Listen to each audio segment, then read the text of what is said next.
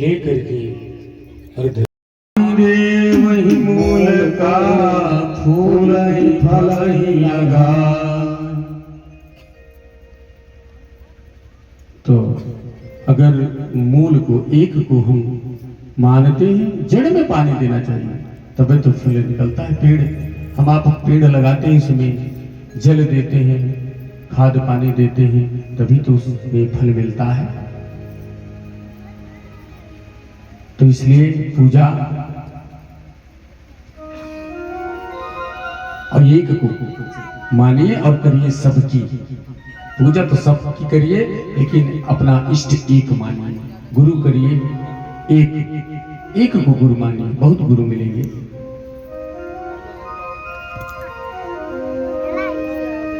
और पुनः सूत जी शौनकादि शिष्य कह रहे हैं, आप लोगों का एक प्रश्न है तीसरा कि भगवान का नाम अजन्मा अजन्मा है, तो प्रभु को कैसे जन्म लेना पड़ा? सूजी कहते हैं प्रभु का जन्म नहीं होता, प्रभु का जन्म नहीं होता, भगवान अवतार लेते हैं। उनका जन्म नहीं होता, वो अवतार लेते हैं। परमात्मा के तो भिन्न भिन्न अवतार हैं कि जब जब होई धर्म करना,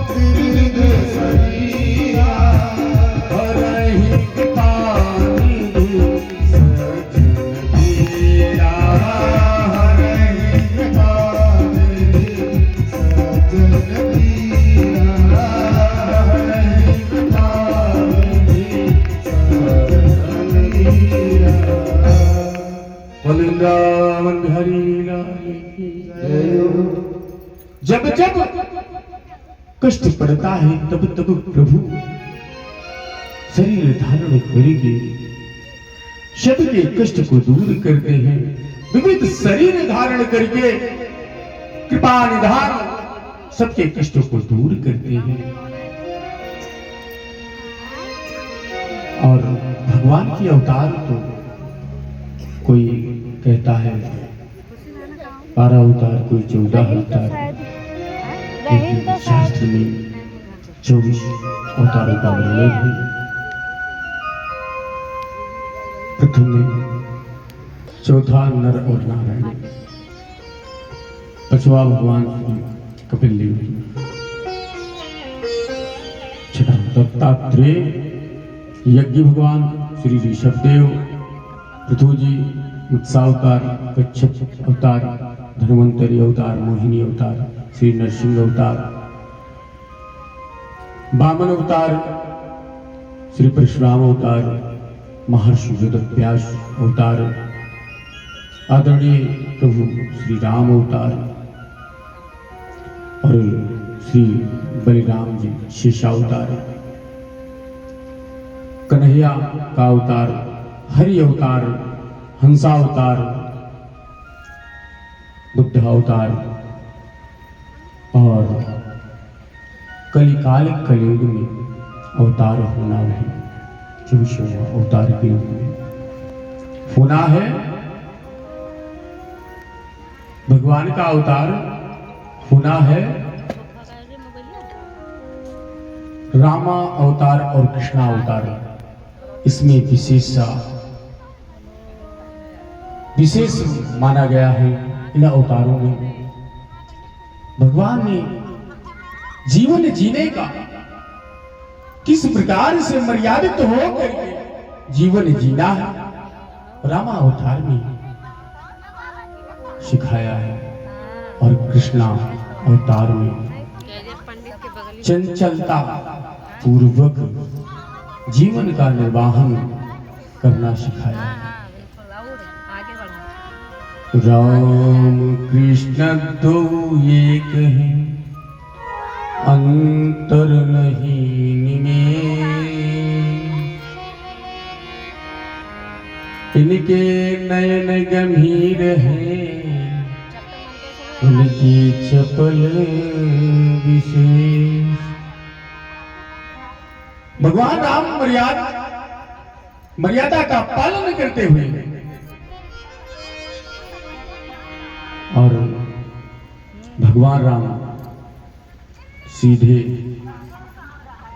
साधा, दो शब्द आते, सीधे और साधे। सीधे और साधे, भगवान राम सीधे हैं और कृष्ण साधे हैं पूरा। भगवान राम भोले हैं और कृष्ण क्या है, भाले हैं पूरा। दोनों में यही अंतर है और विशेष अंतर नहीं है। राम का जीवन जो है मर्यादित है, अनुभव योग्य है और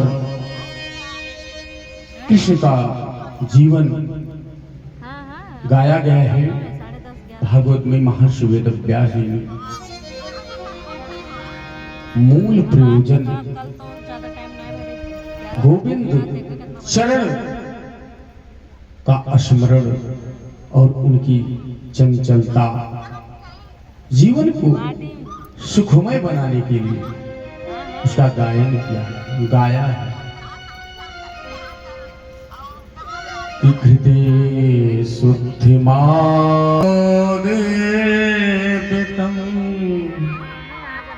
कृष्णाय वंदे जगद्गुरुम्। ये तो व्यास जी ने जगत के गुरु मानकर के गायन किया है, वंदन किया है। संसार में अपने जीवन काल में हम आप भगवान कृष्ण की कलाकृतियों को उतार ले तो जीवन सार्थक होना बड़ा मुश्किल हो जाएगा, क्योंकि ये कलिकाल कलयुग है। और मर्यादा का अगर हम आप निरूपण करें कि सिर्फ मर्यादा का पालन करते हुए ही हम कार्य करेंगे, तब भी इस कलिकाल कलयुग में हम आप करेंगे, लेकिन अगला नहीं, उसका सम्मान नहीं करेगा। इसलिए इस कलिकाल कलयुग में दोनों का समन्वय जिसमें है, अवश्य उसका कल्याण हो जाएगा। वेद व्यास जी ने भागवत ग्रंथ लिखा, ऋषियों ने प्रश्न किया, क्यों जी ये व्यास जी कौन है, व्यास है कौन? और उन्होंने भागवत क्यों लिखी? हमने तो सुना है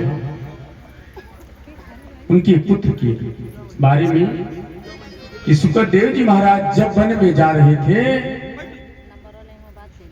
तो सरोवर वाली पूरी वृत्तांत बताया कि सुना है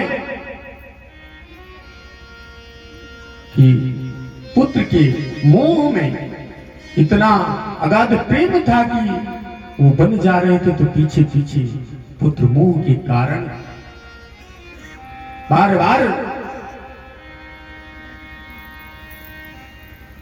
बोल वृंदावन बिहारी लाल की जय, आनंद कंद श्री रामचंद्र भगवान की जय।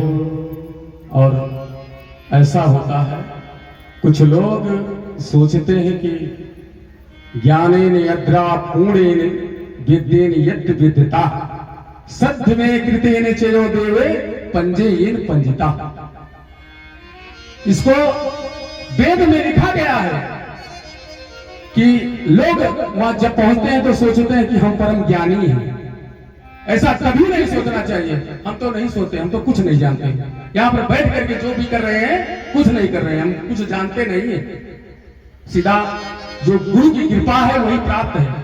विचार करना अलग की बात है कि हम कुछ भी करें, विचार करना अलग की बात है, लेकिन कथा कहना अलग की बात है। जिसको जितना ज्ञान होगा, व्यास जी जो ज्ञान उनको था अपने पुत्रों को दिया, अपने पुत्र को सुखदेव जी को दिया। सुखदेव जी ने पूरे प्रचार किया। कोई बचपन से पैदा होते ही तुरंत ज्ञानी नहीं हो जाता है, विशेष ध्यान देना चाहिए। और सम्मान बच्चों का भी होता है, बुजुर्गों का भी होता है। अगर वेद शास्त्र हम पढ़ रहे हैं, और सबसे बड़ी बात हमारे समाज में बुराई सबसे पहले आती है। मैंने देखा है, ऐसे यही नहीं, हम एक से एक, यहां तक कि प्रेमानंद जी महाराज ऐसे संत, परम संत है जिनके किडनी भी नहीं है। ऐसे ऐसे संत को मैंने सुना है कि लोग कहते हैं ये कौन संत है। बुराइयां तो सबके पीछे लगी हैं, करने वाले बुराई करते रहेंगे, लेकिन उससे कुछ होना नहीं है। दुख सबसे बड़ी बात यह है कि हमारे समाज में ये पांडित कर्म वाले पीछे क्यों जा रहे हैं। उसका विशेष कारण एक ही है। हमारे पीछे जाने का कारण सबसे बड़ा यह है कि हम इस जन्म में, मुझको जन्म मिला है तो हम शायद हो सके तो भगवान चर्चा में हम बैठे हैं तो भगवान की चर्चा को सुने और उसका मन में गठियाए कि हाँ क्या शब्द जो अच्छे मिले अच्छे ग्रहण करना चाहिए, और जो गड़बड़ शब्द हो उसको दिमाग से निकाल देना चाहिए। वेद के श्लोक एक से एक मैंने पढ़ा है और देखा भी है कि उससे जो लोग उस आचरण पर चले हैं आज तक वो बढ़ते गए हैं। नहीं तो बस ब्राह्मण की अवधारणाएं जो बन गई हैं, जो विकृतियां मन में दिमाग में गूंज रही है, वो कभी जा नहीं सकती, तो कल्याण हो नहीं सकता। और कोई बचपन से पेट से पढ़ करके नहीं आता है। यही समाज सिखाता है आगे बढ़ना। और हम चाहें तो आसमान पे चढ़ा सकते हैं, और लेकिन यहाँ तो कबड्डी वाला खेल चल रहा है। लोग चाहते हैं कि अगला कैसे बढ़त बा, ये कैसे आए, कहां से आए, कैसे करता है, पकड़ के कोई कबड्डी वाला खेल है, गोल पकड़ के खींच लियो, चढ़ बैठो, आगे जान। हमारे ब्राह्मणों में सबसे बड़ी विकृतियां उत्पन्न है, और यही कारण है कि हम आगे नहीं बढ़ सकते। चाहे और सब लोग अपने के लिए तो मर रहे हैं, लेकिन हम आपस में लड़ रहे हैं। सबसे बड़ी बात है, बोल वृंदावन बिहारी लाल की जय हो, आनंद कंद श्री रामचंद्र भगवान की जय हो। कि जीवन खत्म हुआ तो जीने का ढंग आया, जीवन खत्म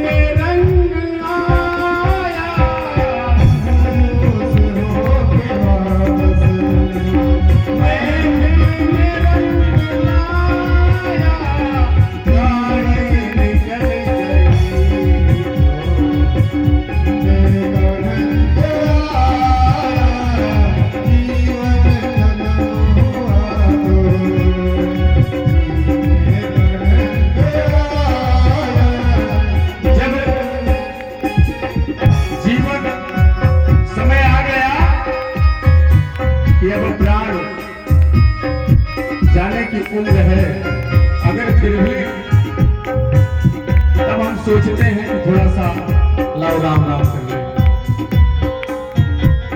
उस समय भी अगर चेतना ना आए तो होगा क्या? कुछ होना होना है नहीं। ये मन की मशीनरी तब ठीक चल मसीहा, मन की मशीनरी जब ठीक चलना सीखा, मन की मशीनरी तब ठीक चलना सीखा, मन की मशीनरी जब ठीक चलना सीखा,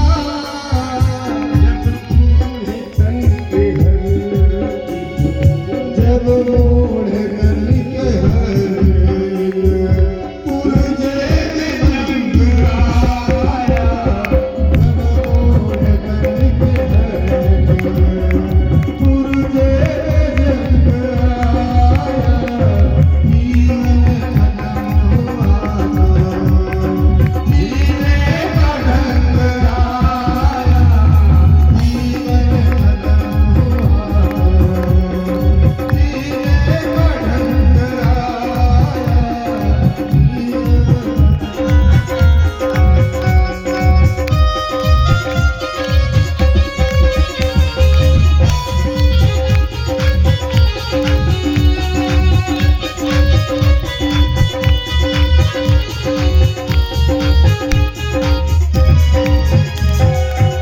वृंदावन बिहारी लाल की जय। जीवन खत्म हुआ तो जीने का ढंग आया। जब हम जान लेते हैं कि अब जीवन अंतिम समय आ गया, अब भगवान के चरण में लगे, तब तक गाड़ी निकल गई। वही हुआ कि जब प्राणांत हो गया तो करें क्या? इसलिए जब तक रहे मन और चित्त को लगा करके भगवान की शरण में अर्पण करते रहे, जो कुछ हो सके बन पटे हमसे हम करें। और बुराइयां अगर हम किसी की करते हैं तो एक बात हमेशा ध्यान करना चाहिए कि हम किसी के ऊपर एक उंगली उठा रहे हैं तो पहले ध्यान देना चाहिए कि 3 उंगली हमारी तरफ है, कि हम उसको एक सामने की थोड़े गड़बड़ है, हम तो पूरा गड़बड़ है। अगर ये अपने जीवन में सोच ले तो कभी हो ही नहीं सकता, परमात्मा अवश्य मिल जाएगी, इसमें संशय नहीं है। और वैसे तुलसीदास जी ने कहा भी है कि कलयुग केवल नाम आधारा,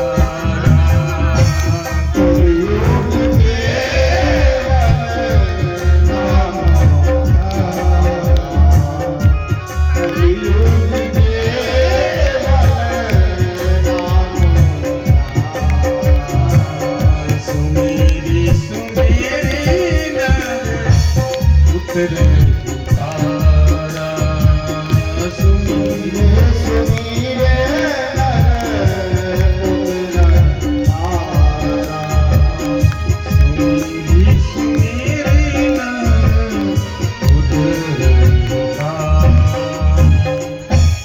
इस कलिकाल कलयुग में मात्र भगवान का स्मरण करना ही जीवन को सार्थक बनाता है, इसमें संशय हो नहीं सकता। और सूर्य ने कहा, बहुत आनंदमयी जीवन सुखदेव जी का था। और तो व्यास की बात आपने किया, व्यास जी किसके पुत्र थे? और ऐसे परम ज्ञानी पुत्र जिनको प्राप्त हुए, उसको मैं जानना चाहता हूं। सूत जी ने कहा, बड़ी सुंदर कथा है, सुनिए। आप नर नारायण के पुत्र ब्रह्मा, ब्रह्मा के पुत्र वशिष्ठ, वशिष्ठ के पुत्र शक्ति, शक्ति के पुत्र पराशर, और पराशर महाराज के पुत्र महर्षि वेदव्यास।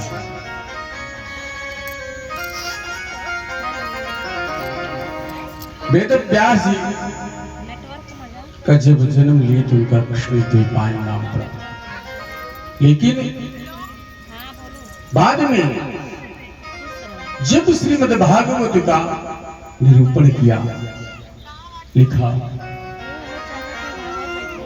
तब इनका नाम वेदव्यास हुआ।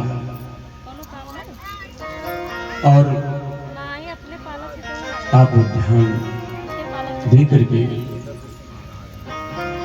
अवतारों को मैंने बताया, आपने सुना। ये भी जैसे जन्म लिए वन को चले गए और वहां जाकर के भगवान के प्रति इतनी तपस्या किया कि कल्याण हो गया, और आज वेदव्यास के रूप में विद्यमान हो गए।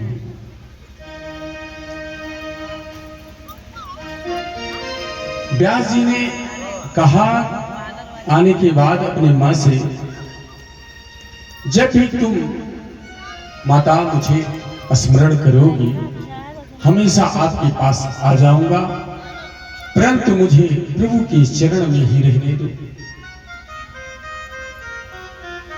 मुझे प्रभु के शरण में ही समर्पित कर दो, और जब भी आप चाहेंगे तुरंत मैं प्रकट हो जाऊंगा।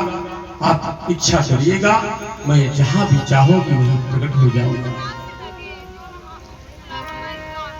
और आप मन में प्रभु की चेतना रखना। बद्रिक धाम जाकर के सरस्वती नदी के तट पर सुंदर आश्रम रणकुटी, शामनी प्रास आश्रम, समय प्रास आश्रम उनका बना है। और वहीं पर आनंद पूर्वक बद्रीनाथ महाराज का दर्शन करते रहे। हमेशा उनका दर्शन किया करके महर्षि वेदव्यास कि उस पावन आश्रम के इर्द गिर्द जब से ये रहने लगे, बहुत से मुनिगण वहां विश्राम किया करते थे, भाव भजन किया करते थे। और एक दिन तो ऐसा हुआ, वेदव्यास जी समाधिस्थ होकर के बैठ गए और बैठ करके हरि को ध्यान लगा दिया। और मन ही चित्त सबको भगवान के चरणों में समर्पित कर करके समाधिस्थ हो गए। उस समय देख रहे हैं कि पूरे भूमंडल में सभी लोग नाच रहे हैं, दुनिया नाच रही है, खाना पीना उठना बैठना इसी में लगी, हंसना बोलना, यही अपने जीवन को सार्थक समझ रहे हैं। अब मन ही मन उस कृत्य को देख करके बड़ी दुखित हुई कि खाना पीना उठना बैठना खेलना कूदना हंसना बोलना इसी में सभी लोग व्यस्त हैं। अब क्या करें जिससे कि ये सब पाप ही कर्म कर रहे हैं, कोई धार्मिक कार्य करना नहीं चाह रहा है। मन में चिंता हुई कि किस ग्रंथ की हम रचना करें।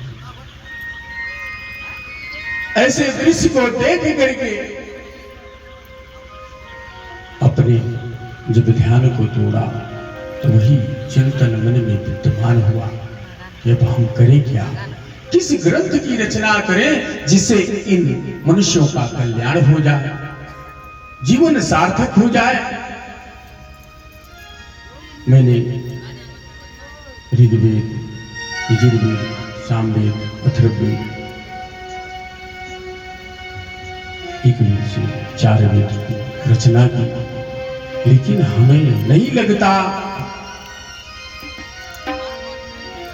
कि वेद की भाषा इतनी कठिन है, वेद की भाषा इतनी कठिन है कि सबको समझ में नहीं आता।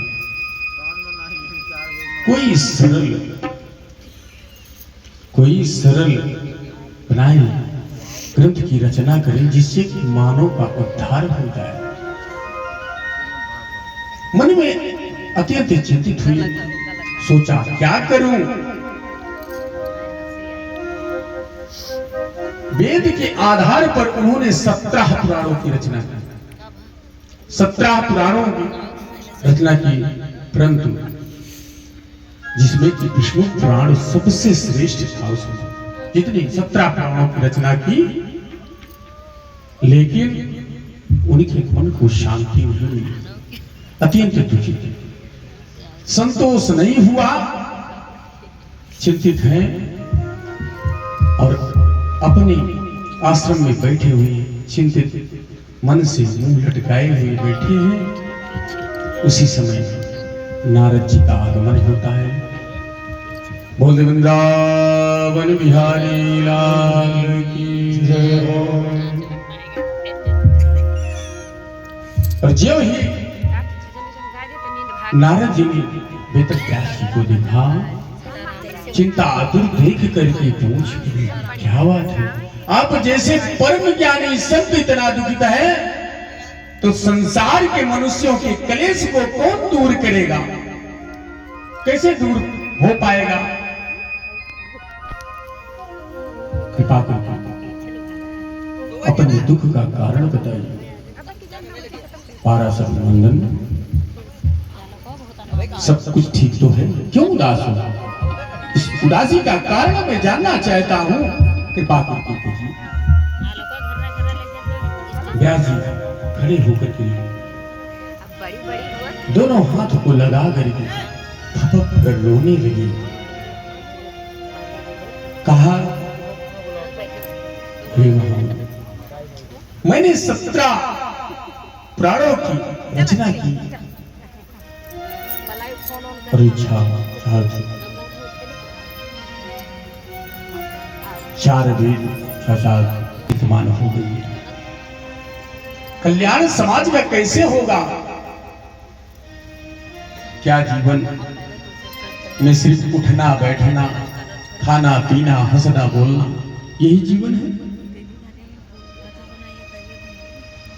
जीवन को सार्थक करना सिर्फ मात्र यही है कि खाओ पियो उठो बैठो अपने कार्य करो? कैसे इनका कल्याण होगा? पापों में संलग्न रहेंगे तो कल्याण हो नहीं सकता। मेरी समझ में नहीं आ रहा है। नारद ने कहा, बहुत सीधी सी बात है, आपने ग्रंथों की रचना की तो कि संसार के कार्यों में फंसे रहने वाले लोगों, जो जितने लोग हैं उनके लिए वो ग्रंथ नहीं है। सब अच्छे परम संत के लिए है, वो जो ज्ञानी पुरुष हो, संत हो, उनके लिए है। और हंसों के लिए वो है। राम कृष्ण कृत्य वृद्धि जीवामित विद्धिता वेदेन्याधृते हृदयस्य विराजना। अगर मानव के जीवन में कृष्ण कथा का निरूपण करिए, जीवन में संचार करिए, जिससे कि मानव उस कथा को सुनकर के अपने जीवन को सुधारे और शुद्ध भोजन करे, सात्विक भोजन करे और बिना उसे लिखे तुम्हें संतोष नहीं होगा, क्योंकि सभी मानव के आसुरी प्रवृत्ति बन गई है। कुछ है लोग हैं, बाकी सभी लोग में आसुरी प्रवृत्ति बन गई है। जिनको जो नहीं खाना चाहिए वही खा रहे हैं और जिनको खाना चाहिए वो छोड़ करके संत बने बैठे हैं। इसलिए व्यास जी कहा, हे कृष्ण द्वैपायन सुनो, तुम उस ग्रंथ की रचना करो, भागवत की रचना करो। व्यास जी बोले, मैं क्या करूं, मेरी समझ में नहीं आ रहा है। कहा कि मैं बता तो रहा हूं कि पुराण की ग्रंथ की रचना करो, भागवत ग्रंथ, अवश्य कल्याण हो जाएगा। मैं श्लोक देता हूं, उसी से उसका विस्तार करके अपने जीवन को धन्य करो। आपका भगवान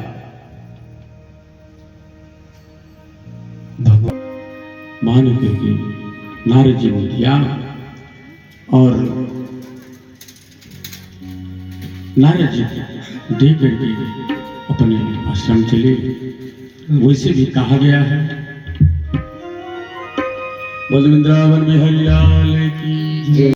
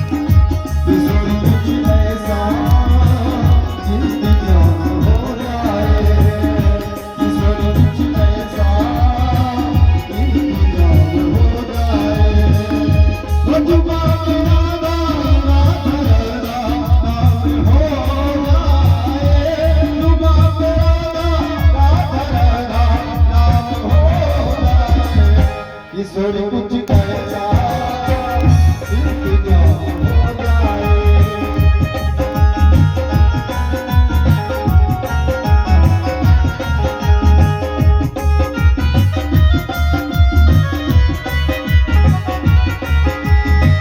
सब मेरी आंखों में बस तेरा सहारा है। सब मेरी आंखों में बस तेरा सहारा है। सब मेरी आंखों में बस तेरा सहारा है। सब मेरी आंखों में बस तेरा सहारा है। सब मेरी आंखों में बस तेरा सहारा है। ओ तेरी कृपा से मैंने तेरा नाम गाया। जो भी है पाया मैंने तेरा ही है माया।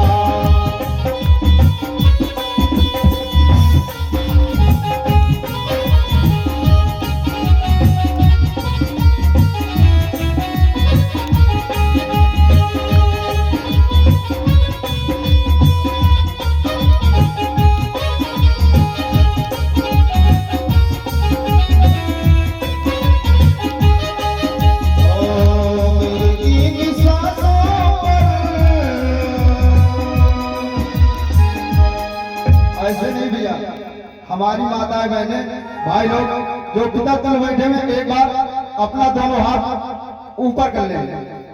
देखिए कोई जिला अस्पताल से नहीं आया हुआ है, आप लोग कथा में आए हुए हैं। उस श्याम तेरी आंखों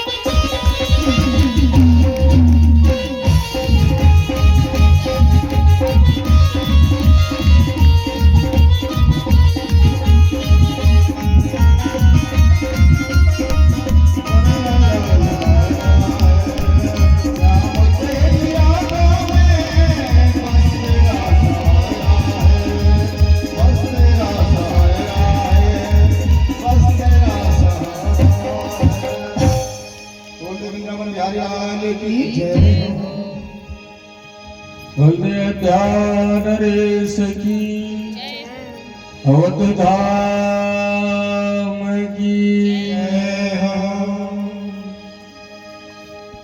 वृंदावन बिहारी लाल की फिक्र की और अपने माता पिता का दोनों का मातृदेव हो पितृदेव हो दोनों का ध्यान करिए और प्रारंभ करिए, अवश्य कल्याण हो जाएगा, इसमें संशय नहीं है। प्रीतया देव्यतम कीर्तयस्य वृद्धते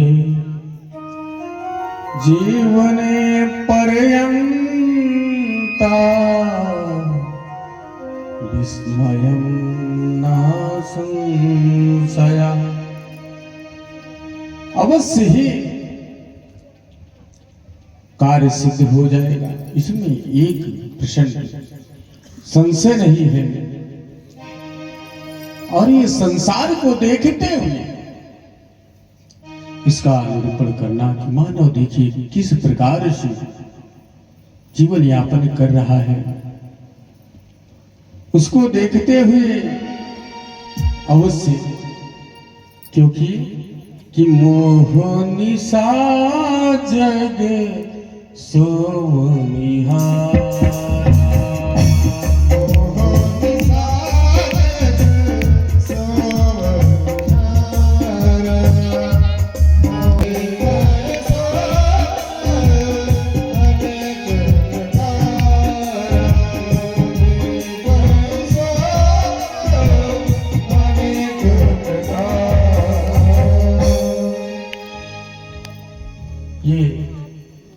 सब लोग जीती जागती जो मूर्तियां हैं संसार में, मानो ये है तो लेकिन सो रहे हैं, ऐसा सो निहारा और देखे सपन अनेक प्रकारा, अनेक प्रकार से सपन देख रहे हैं। खुला तो नेत्र है, समझिए कि सब सो रहे हैं और नेत्रों से स्वप्न सिर्फ देख रहे हैं कि हमें ये करें वो करें। संसार केवल स्वप्न ही देखता है, कोई किसी का नहीं है। अगर जरूरत पड़ जाए तो कोई किसी का है नहीं। जरूरत सबसे पहले अगर कोनो जरूरत पड़ गए तो जिक्र ऊपर विश्वास है वो पहले हटाते हैं। कहा भी गया है, किसी कवि ने कहा है कि सैकड़ों दर्दमंद मिलते हैं, सैकड़ों दर्दमंद मिलते हैं, काम के लोग चंद मिलते हैं। वक्त जब गर्दिश का आता है तो सबके दरवाजे बंद मिलते हैं।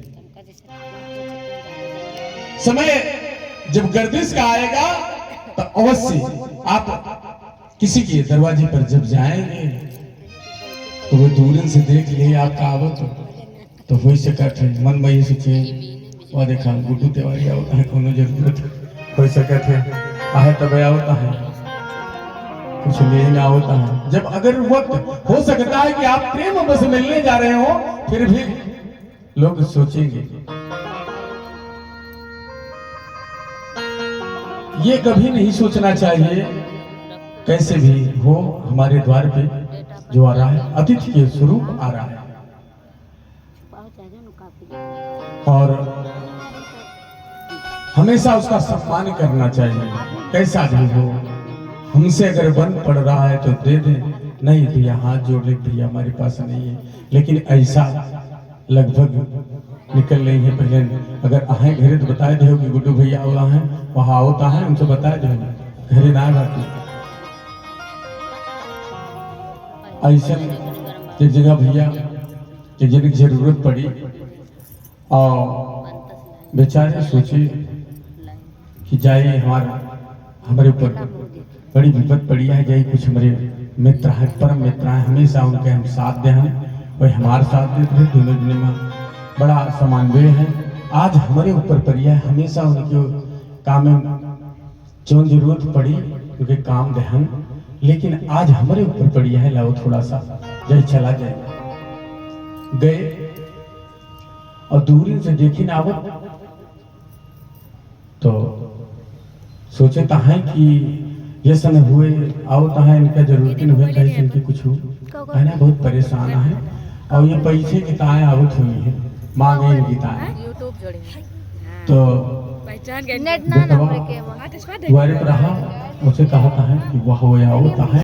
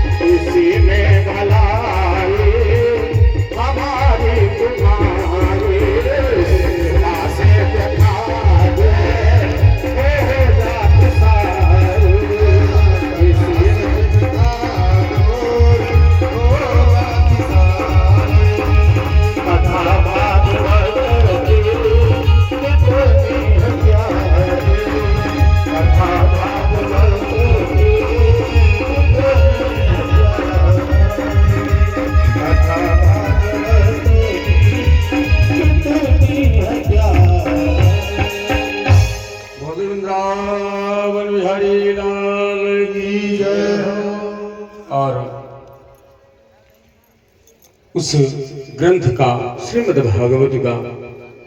भागवत का जैसे ही निरूपण किया, नाम रखा भागवत। लक्ष्मी जी ने कहा कि भैया कुछ मेरा भी लगा दो, और बिना लक्ष्मी के जहां पर केशव रहते वहीं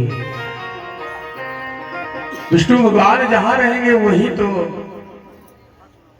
लक्ष्मी जी का वास होगा।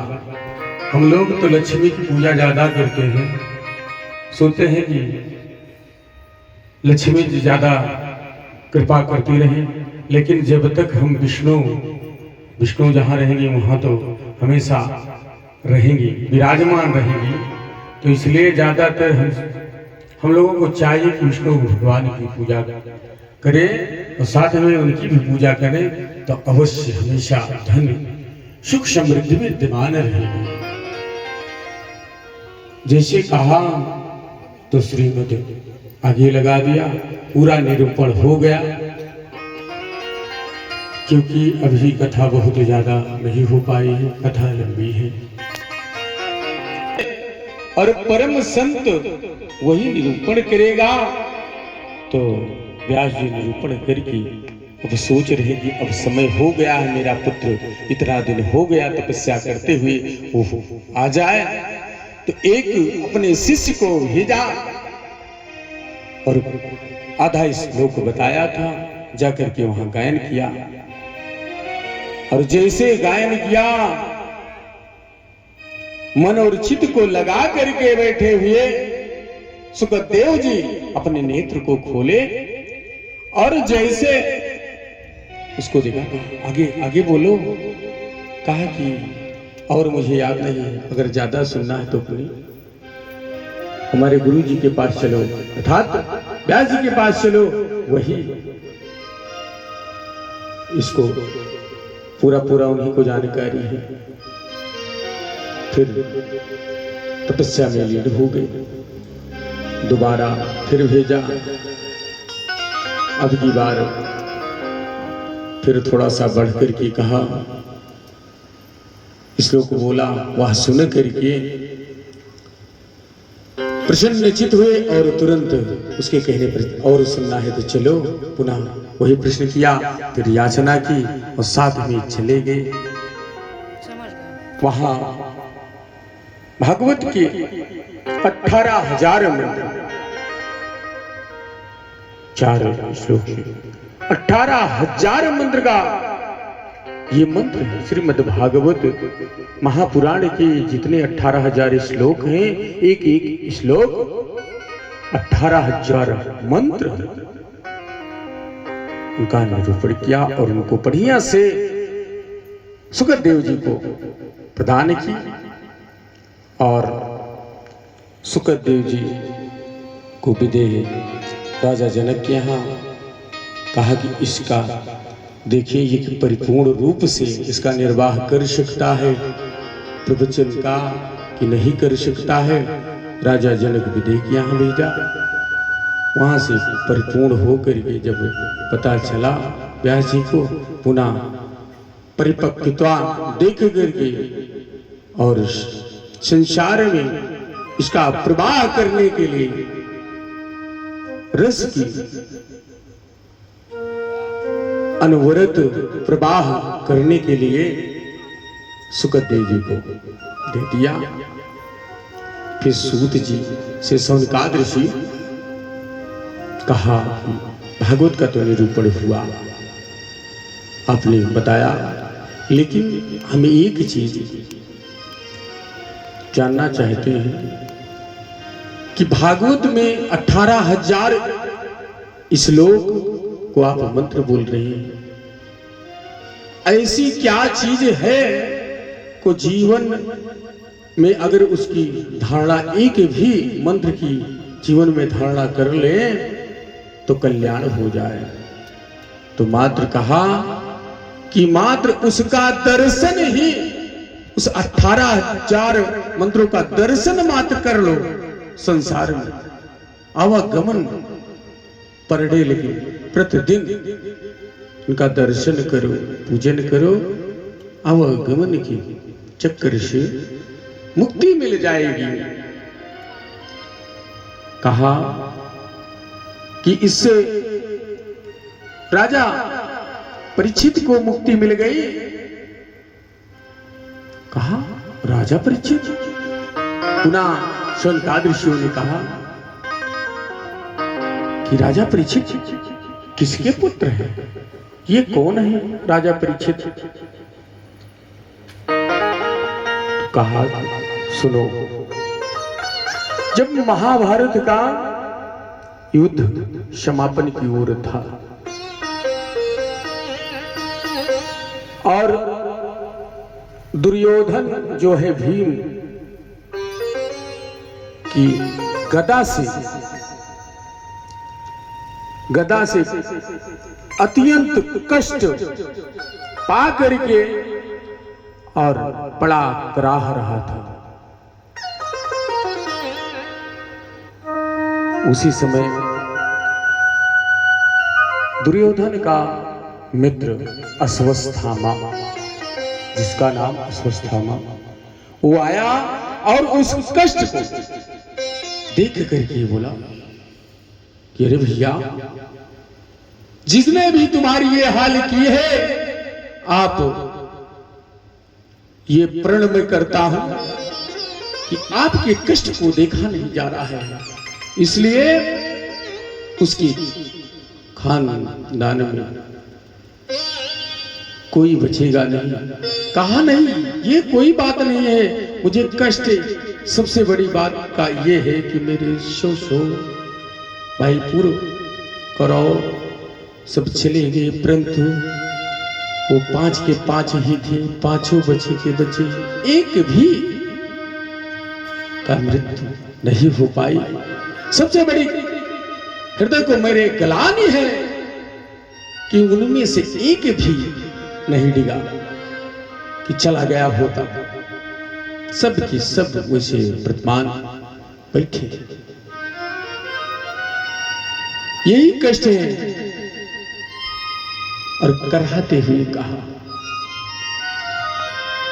इतनी पीड़ा को सुन करके अश्वत्थामा बोला चिंता मत करो, मैं उन 5, तुम एक की बात कर रहे हो, 5 पांडवों की सर को काट करके ला करके तुम्हारे सामने रख दूंगा, तुम एक की बात कर रहे हो। इतना कह करके अश्वत्थामा वहां चला, अर्धरात्रि में पहुंचा तो सैन्य कक्ष में जहां पर ये पांचों पांडव सोया करते थे, विश्राम किया करते थे, वहां पर ले जाकर के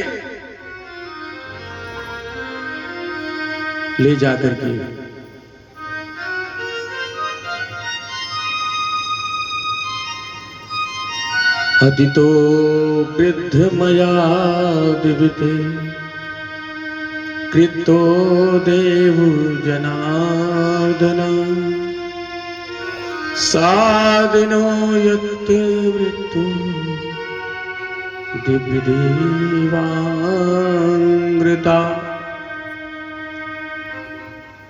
अब प्रेम पूर्वक द्रौपदी जी अपने पांचों पुत्रों को लिटा दी और उसके बाद में यहाँ दूसरी जगह पर पांचों पांडव लेटे गए। अर्धरात्रि में अश्वत्थामा आया और उनको पांचों पुत्रों को पांडव समझ करके तलवार से सर को धड़ से अलग कर दिया और उनको इन पांचों मुंडों को एक साथ बांध करके लेकर के अश्वत्थामा वहां से चला। और जब अश्वत्थामा चला तो आइए आधे सोरा बोल दे वृंदावन बिहारी लाल की जय हो।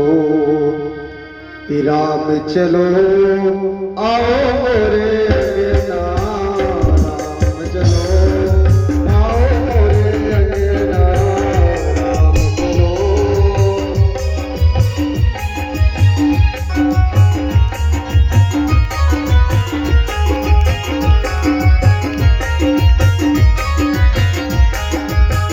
आओ मोरे अंगना है, आओ मोरे अंगना, आओ मोरे अंगना है, आओ मोरे अंगना,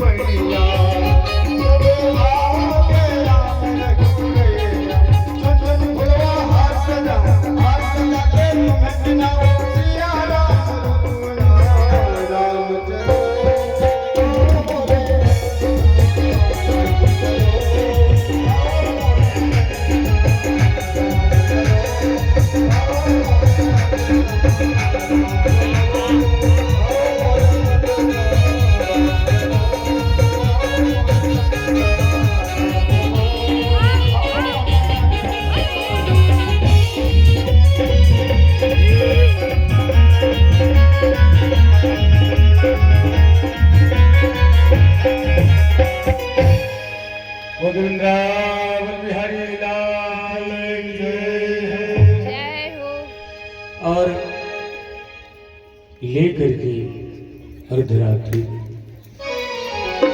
अस्वस्थामा लेकर के ज्यों ही दुर्योधन के पास आया और इधर पुत्र तो द्रौपदी की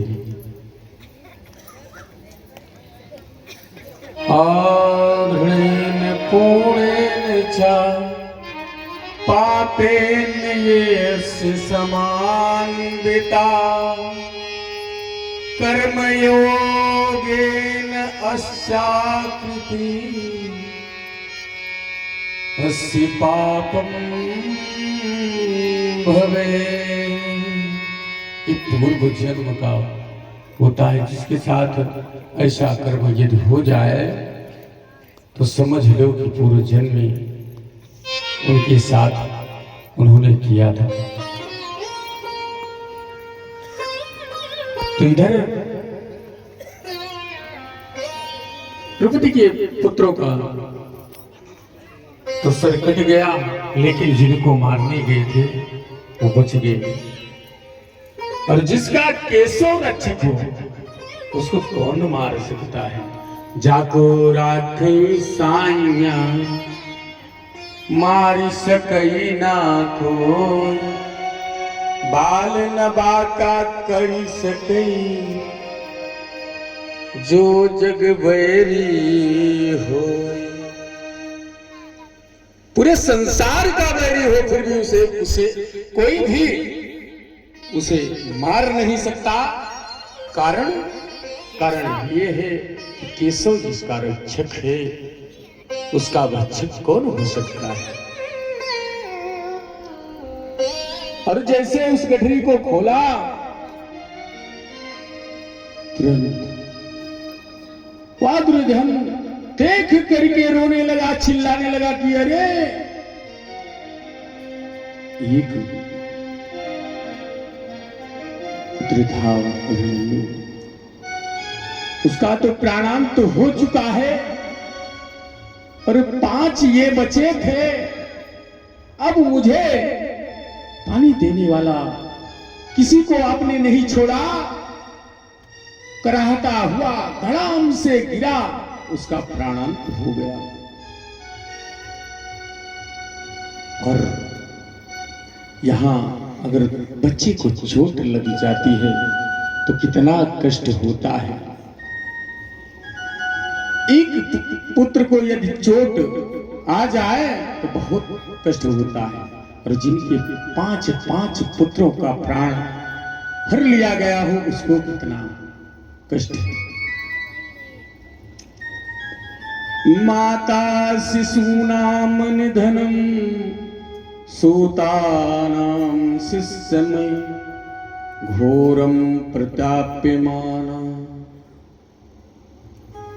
अपने पुत्रों के मृत्यु को देख करके घोर कहने लगी, घोर कांद्रा कहना करने लगी, रोने लगी, चिल्लाने लगी और अत्यंत विलापित देख करके द्रौपदी को उठे। अर्जुन गांडी उठाए कि आज चाहे जहां वो मिलेगा दुष्ट, उसका मैं प्राणांत कर दूंगा। कहा नहीं, प्राणांत नहीं करना है, ऐसा मत करिए। फिर मान करके गए और अश्वत्थामा को पकड़ करके सबके बीच में लेकर के आए और मारना चाहा कि इसको मार दें, लेकिन कहा कि ब्राह्मण है, ब्रह्म हत्या लगेगी और वो भी गुरु का पुत्र है, इसलिए इसको मत मारो। जैसे द्रौपदी ने रोका कि मारो मत, क्योंकि गुरु का पुत्र, मेरा तो पुत्र चला गया है, मैं तो कराह रही हूं, क्रंदन कर रही हूं, रो रही हूं, चिल्ला रही हूं, ये भी तो किसी का पुत्र है, मेरे ऊपर तो विपत्ति जो पड़ी है, इनकी माता के ऊपर वो विपत्ति ना आए। ऐसा सुन करके सभी सभा के लोग द्रवित हुए, सबको बड़ा कष्ट हुआ। और पुनः अर्जुन ने कृष्ण से कहा कि अब करें क्या।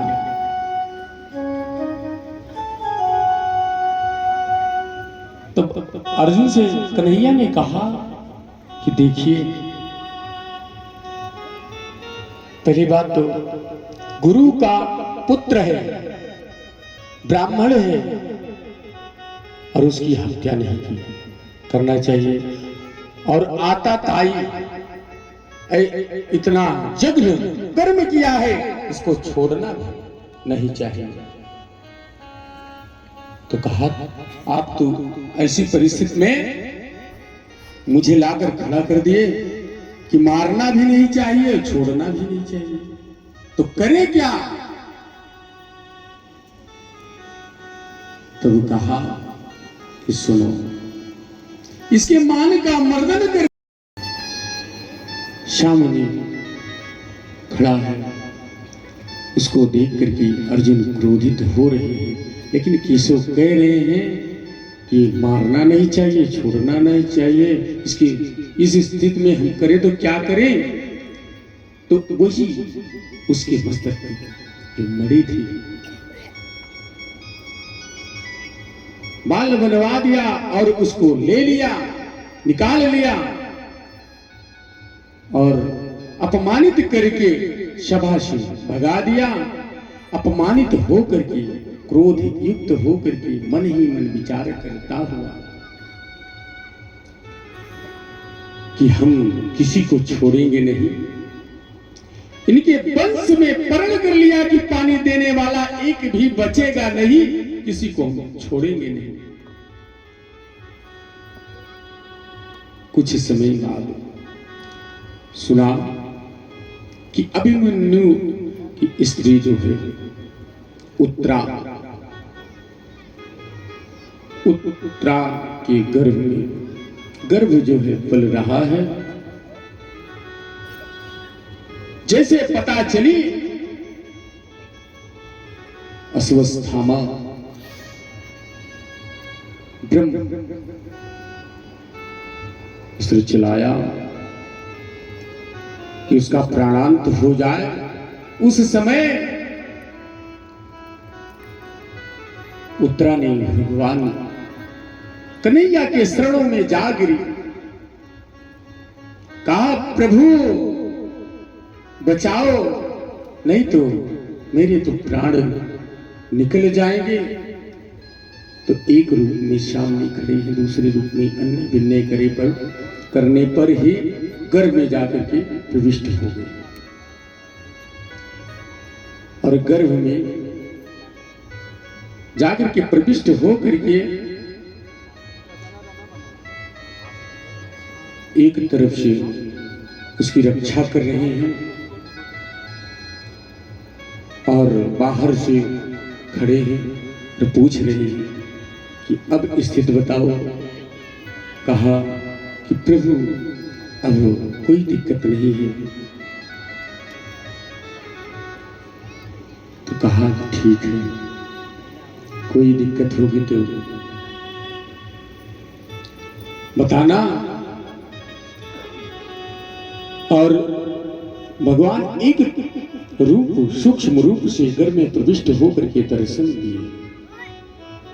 अब सोचिए कि कथा कहने वाले सुखदेव जी महाराज, इस भागवत की कथा कहने वाले सुखदेव जी महाराज को गर्भ में ही भगवान ने दर्शन दिया था। और सुनने वाले भी ऐसे हैं कि उनको भी गर्भ में प्रविष्ट होकर के उस परिस्थितियों में, क्योंकि अब करें तो क्या करें, किसी न किसी तरीके से वंश बच जाए। इसीलिए बहुत जब याचना की थी तो जाकर के प्रविष्ट होकर के गर्भ में बचा। और उसके बाद में वही पुत्र आगे चल करके जब जन्म लेता है, जन्म लेते ही उठ करके पलथी मार करके बैठ गया।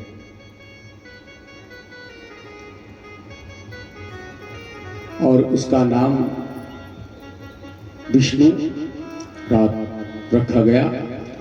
लेकिन और पलथी मार के जैसे बैठा तो ऐसे इधर उधर सबको देख रहा है और उस स्वरूप को ढूंढ रहा है कि जिसको गर्भ में देखा था उसी स्वरूप को देख रहा है, इधर उधर परीक्षण कर रहा है कि वो कौन है। इधर उधर सबको देख रहा है तो उसी परीक्षण करने के नाम उसका नाम परीक्षित पड़ गया। बोलो सुखदेव जी महाराज की जय, परीक्षित महाराज की जय, आनंद गंध श्री रामचंद्र भगवान की जय हो। और आगे चल करके धीरे धीरे बड़े हुए और इधर हुआ क्या, भगवान कन्हैया कुछ समय बीता, कहा कि अब तो सकुशल है, अब हम जाना चाह रहे हैं। क्योंकि कारण ये है कि बहुत दिन हो गया द्वारिका से चले आए हैं आप लोगों के लिए, और द्वारिका वासी भी हमारी जो है राह देख रहे होंगे, सोचा मेरी राह देख रहे होंगे और अब हमें चलना चाहिए। चलने के लिए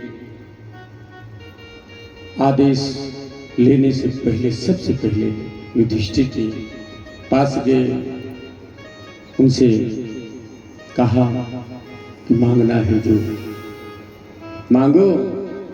युधिष्ठिर ने कहा बस धर्म की प्रति चेतना बनी रहे यही चाहिए।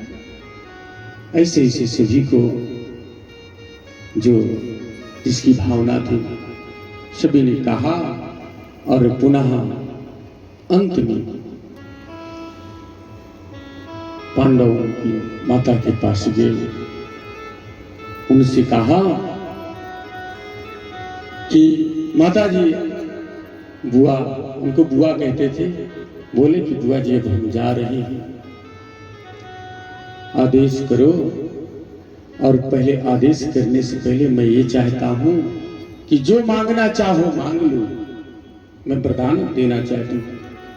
उसमें कहा कि हे भैया, अगर देना चाहते हो तो जीवन में हमेशा विपदा ही विपदा आती रहे, कष्ट ही आता रहे। कहा अरे, जब से आपने जन्म लिया तब से कष्ट ही भोगती रही, यहां तक कि आज तक आपने कष्ट ही भोगी। कब सुख का, आपको कब सुख मिला, सुख का पान कब किया है, कभी सुख नहीं मिला आपको जीवन में, पूरे जीवन में आज तक कष्टमय जीवन यापन किया है, तो हम सुख देना चाहते हैं। कहा नहीं, अगर देना चाहते हो तो मात्र कष्ट दो।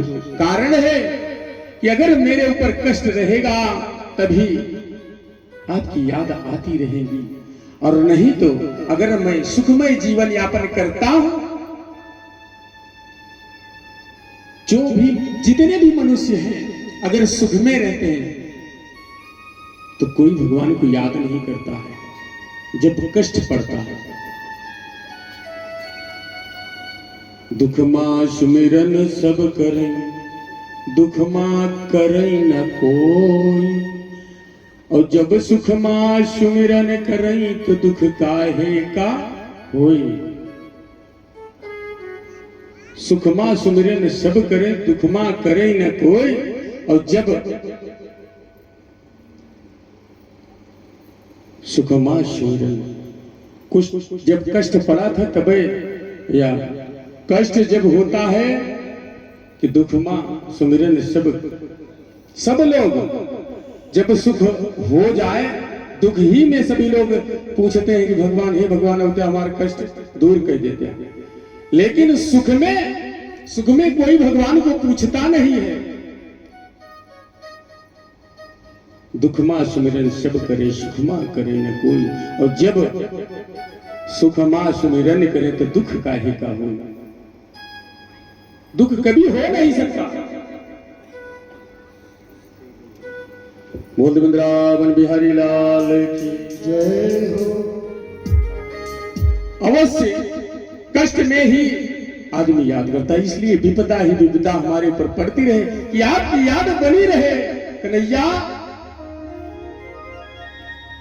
तो कहा ठीक है मां, जैसे चाहे। आज तक आपको कष्ट ही कष्ट मिला है, कष्ट फिर भी जा रही हैं, तो जाइए, आपका कल्याण आज से आपका उद्धार हो जाएगा।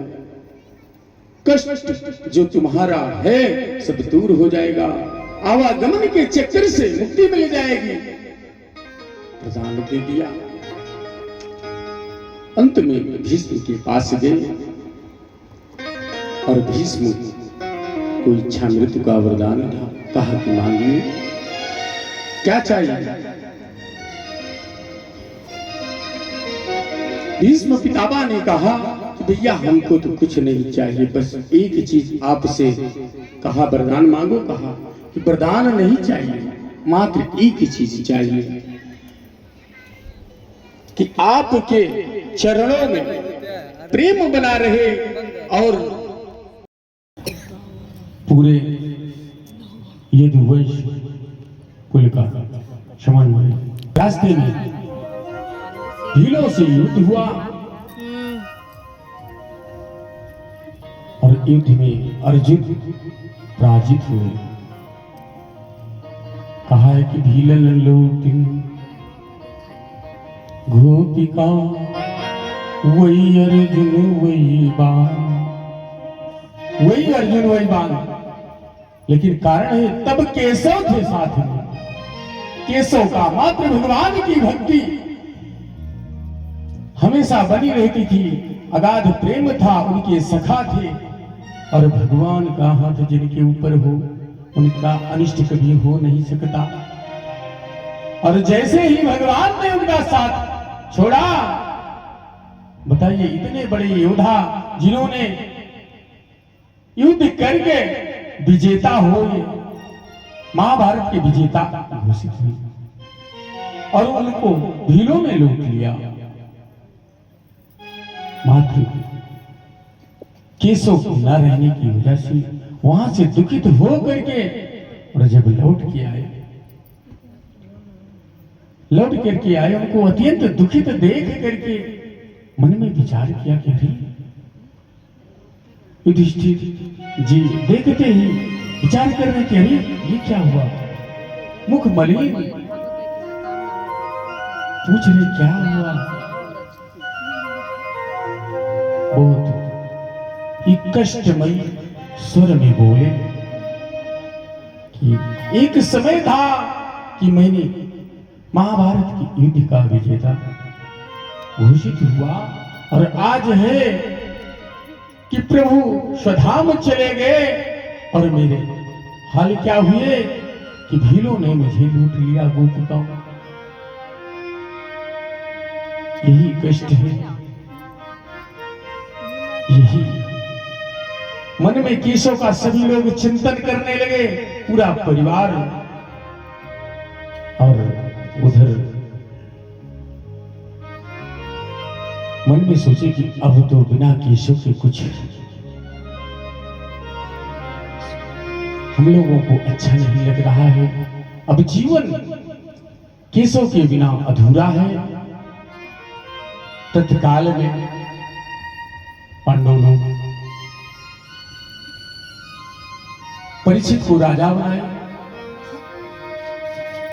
राजा बना करके राज्याभिषेक हुआ और सभी लोग वन की तरफ गए, वहां तपस्या करके। इधर उनकी पांडवों की माता तुरंत जैसे सुना कि भगवान स्वाधाम चले गए, गिरी प्राणांत हुआ और स्वर्ग को चले गए। इधर पांडव भी तपस्या करके परम धाम को गए। वो राजा परीक्षित जब राजा बन गए, राज्य को बड़े सुचारू रूप से चला रहे थे, पुत्रों की भांति उनका पालन पोषण कर रहे थे। और एक दिन ऐसा समय आया कि मन में सोचा कि थोड़ा सा शिकार कराएं, और पुराना खजाना रखा था। अच्छा, एक बात और है, जिस चीज के लिए हम आप बच्चे को अगर रोके कि भैया एक चीज न छुया तो पक्का करो, भैया कुछ खोले वाले जबरदस्ती किसी का धन लाया जाए, उसी में कलयुग वास करता है। जो अपने मेहनत का कमाया जाए उसमें कलयुग वास नहीं करता। तो जरासंध का मुकुट था जिसको राजा परीक्षित पहन करके और राजा समीक मुनि के आश्रम में आए थे, तो मन विचलित हो गया था इसी कारण से। और जब वहां उतारे तो उस दृश्य को देख करके आश्चर्यचकित करी, मैंने तो बड़ा गड़बड़ कर दिया। और इधर समीक मुनि के पुत्र श्रृंगी ऋषि ने जैसे ही जाना, एक शिष्य समीक मुनि का दौड़ करके जा करके बताया, जल उठाए, वही खेले की क्रीड़ा कर रहे थे सरोवर के पास, उसी सरोवर से जल लिया और संकल्प लिया कि जिसने भी हमारे पिता के गले में तक्षक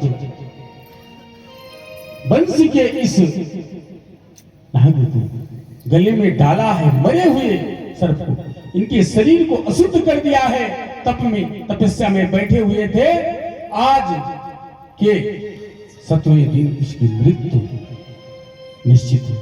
ऐसा कह करके और जल फेंक दिया, श्राप दे दिया। और दौड़ता हुआ वहां से आया, समीक मुनि के पास जब आया, सामने खड़ा हुआ, ऐसे दृश्य को देख करके उस सर्प को हटाया और फपक के रोने लगा। जब रोने लगा, समीक मुनि जगे तो कहा, क्या बात है, काहे को रो रहे? किसी ने कुछ कहा है? कहा नहीं, कुछ कहा वहां नहीं है, लेकिन आपके साथ जिसने इतनी बड़ी हरकत की कि मरे हुए सर्प को आपके गले में डाल दिया, उसको मैंने भी दंड दे दिया है, श्राप दे दिया है कि आज के 7वें दिन उसकी मृत्यु हो जाए। जब पता चला कि राजा परीक्षित, कहा कि री बेटा, तुमने बहुत गलत कर दिया कि ऐसे धर्मवान राजा को श्राप दे दिया है। ऐसे धर्मवान राजा को श्राप दे दिया है, बड़ा अनर्थ होगा, क्योंकि कलयुग, कलिकाल कलयुग जो है वो अपना पांव पसार रहा है। ऐसे धर्मवान राजा जब चले जाएंगे तो यहाँ धर्म की रक्षा कौन करेगा? जाओ, कोई एक जाकर के उनको बता दो, अब तो तुमने गलत कर दिया, अपने इस श्राप से बचने के लिए कोई उपाय दीदी पूछ लिया कहाँ है, वो कहो सो तो नहीं। और जैसे दूत गया, बताया, सुन करके राजा परीक्षित, अब देखिए कष्ट होना चाहिए लेकिन प्रसन्नचित हुए। प्रसन्नचित क्यों हुए? उन्होंने कहा कि आप सभी कोई दावा नहीं कर सकता कि मुझे इतना दिन जीना है, मैं इतना दिन तक मैं जीवित रहूंगा, कोई मार नहीं सकता, इसका दावा कोई कर नहीं सकता। और मैं दावा करता हूं कि मुझे 7 दिन से पहले कोई मार नहीं सकता, मेरा प्राण निकल नहीं सकता। प्रसन्नचित हुए, गदगद हुए और आनंद फानन में तुरंत जन्मेजय राज सिंहासन पर बैठा और स्वयं वहां से निकले और संतों के पास चले कि थोड़ा सा पूछे कि मेरा कष्ट कैसे दूर होगा। जैसे संतों को पता चला कि राजा परीक्षित को श्राप मिला है कि आज के 7वें दिन आपकी मृत्यु निश्चित है। वैसे तो संसार के जितने भी प्राणी हैं सबकी मृत्यु 7 दिन में ही होना है।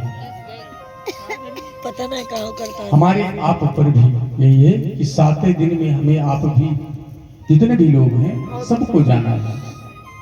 ऐतवार सोमवार मंगल बुध बिट्ठा यही 7वें दिन हम कौन इतना जाना, सबको 7 ही दिन है, लेकिन किस तरीके से जाना है तरीका होना चाहिए। मोक्ष मिलेगा तो अवश्य जीवन सार्थक हो जाएगा। मरना तो सबको है और एक दिन तो जाना है। वृंदावन बिहारी लाल की आनंद कंद श्री रामचंद्र भगवान की जय। और जाना है तो आइए एक निर्गुण के माध्यम से आप लोगों के समक्ष अर्पण करते हैं। कल 2 शब्द बताए थे उसी में का कि बलम मरी है ताना, बलम मरी है ताना, बेकार भयो गोरिया बलम मरी है ताना, बेकार भयो, बेकार भयो गोरिया बलम मरी है ताना,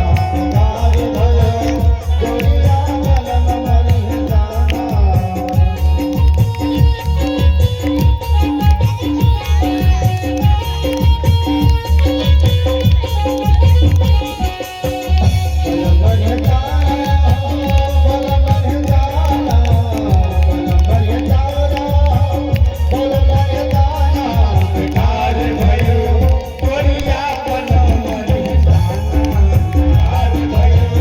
गोरिया बलम मरी है ताना। गोरिया और बलम कौन है? पार ब्रह्म परमेश्वर और गोरिया कौन है? जीवात्मा। जब यहाँ से जाएगी तो भगवान पूछेंगे कि यहाँ मैंने भेजा कि नहीं हर रहा लियो रहा न जन लियो, नहीं हर रहा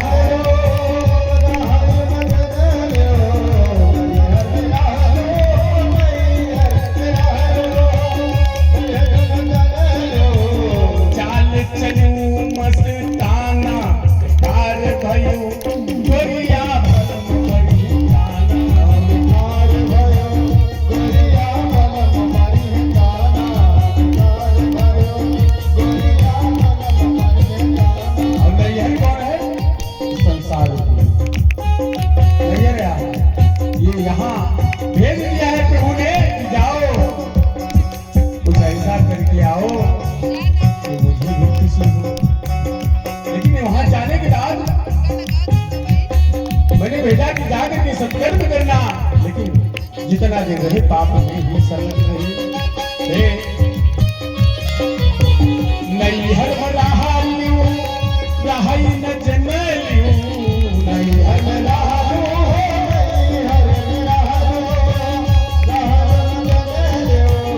चाल चलियो मस्ताना, पार भयो गोरिया बलम मरी पार भयो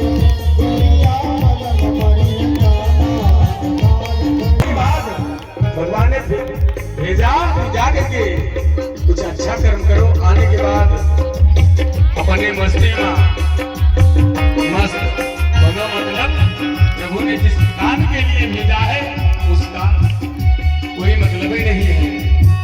तीन पना रंग रस्मा बितैली, तीन पना रंग रस्मा बितैली,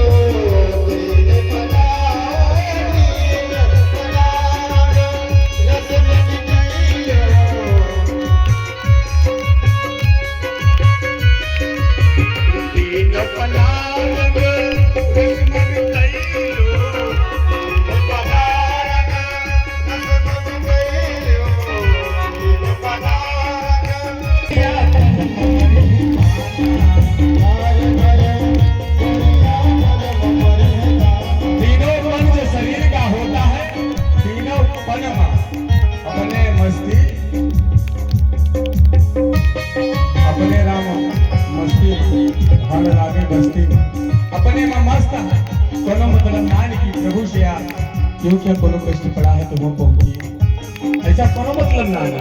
सत्कर्म नहीं कभी नहीं किया।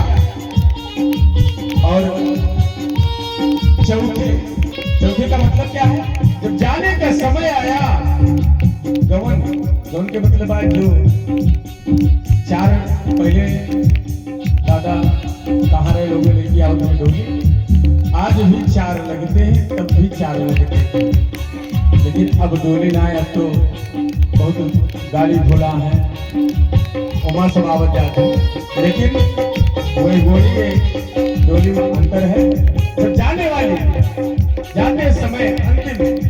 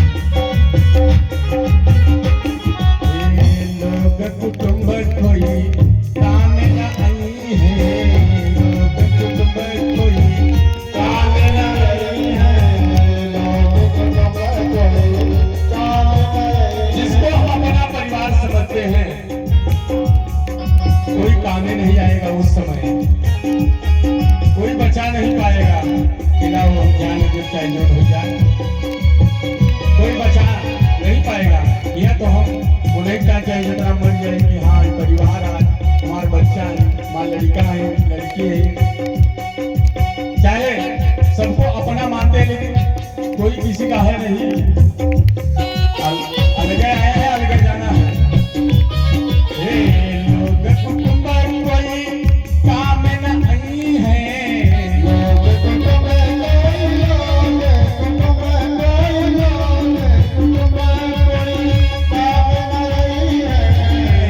हर के लगवा सब बेगाना हुई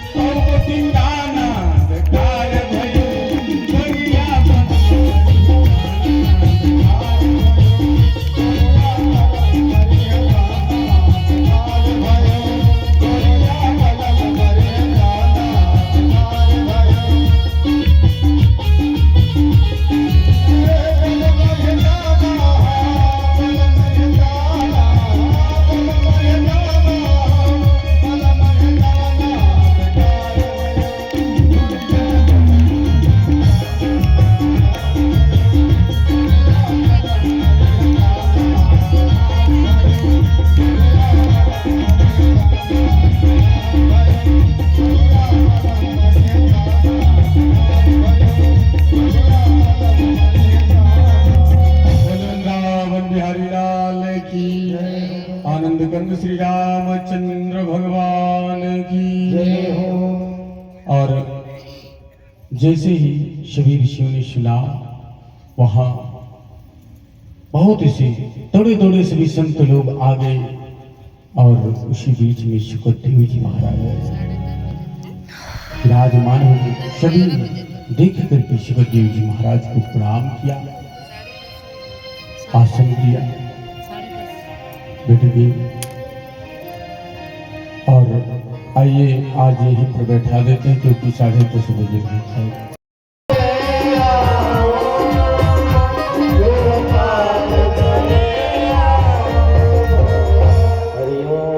चंद्रमा मनसो जाता चक्षुः सूर्यो